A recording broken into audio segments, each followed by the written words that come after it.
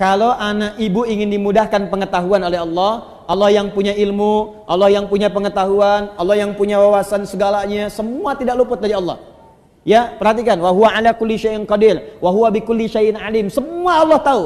Kalau ingin diberikan oleh Allah pengetahuan itu, maka dekati Allah pemiliknya. Bagaimana caranya? Salat, tingkatkan salatnya. Maka anak ibu jaga betul disiplin salat. Masih ingat nasihat Nabi? Jika anak usia 7 tahun ajari mereka salat. Usia dia 10 tahun menjelang balik tidak mau salat, maka berikan pelajaran yang membuat dia mengerti. Berikan pelajaran. Kenapa Nabi meminta anak salat?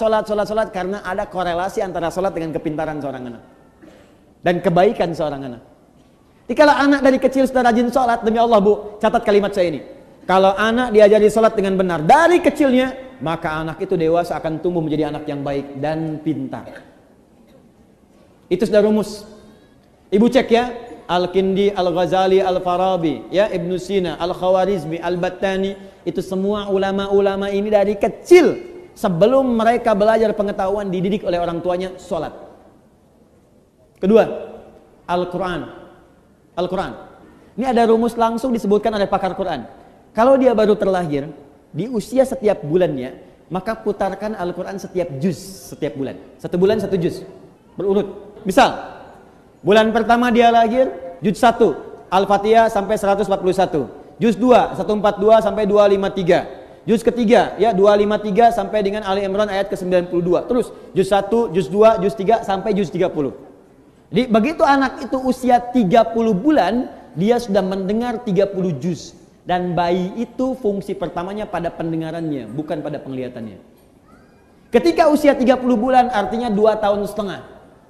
24 bulan 2 tahun, 6 bulannya setengah, 2 tahun setengah dia sudah mulai bisa bicara. Dan dia sudah menghimpun di memorinya 30 juz Al-Quran. Anak itu, ini sepakat para pakar Quran, hanya tinggal diajarkan menghafal Quran 6 bulan, hafal Quran 30 juz. Di 3 tahun anak itu sudah hafal 30 juz. Ibu cari murattal 30 juz. Misal dengan speaker aktif atau yang lain, ibu putar aja di rumah 24 jam. Simpan di ruangan yang strategis, di ruang tengah, di kamar tidur. Saya biasanya di rumah itu di speaker aktif ada sesuai dengan tempat lah. Di setiap kamar kami simpan speaker aktif. Quran 24 jam aja putar.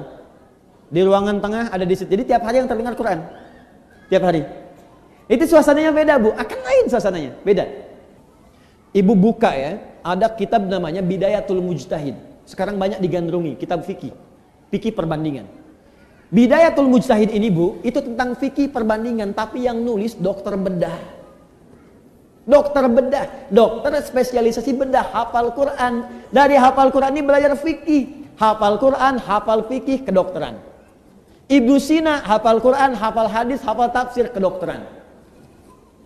Al-Khawarizmi, hafal Quran, hafal hadis, ahli matematika. Tuh. Hampir semua.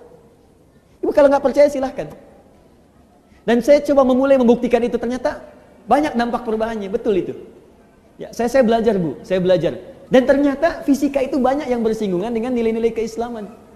Ya, di bab gaya aja, gaya gerak sama dengan gaya dorong, F1 sama dengan F2. Ya, apa yang masuk itu yang keluar. Gayanya tinggi, pukulan kencang, rendah sedikit. Sama, iman sedikit yang keluar pun ibadahnya sedikit. Imannya kuat, dicas kuat, yang keluar ibadahnya kuat. Nah, sekarang anak fisika itu belajar untuk ujian saja. Anak sekolah belajar hanya untuk ujian, makanya ilmunya nggak dipakai dalam kehidupan. Saya sarankan begini, mumpung masih ada waktu, ibu dekati Al-Quran. Dan dekatkan anak-anak itu dengan Al-Quran. Itu Allah akan tingkatkan tingkat kecerdasannya. Kalau hafal dengan benar, itu minimal 3 kali lipat. Ada korelasi antara peningkatan kecerdasan dengan hafalan Quran.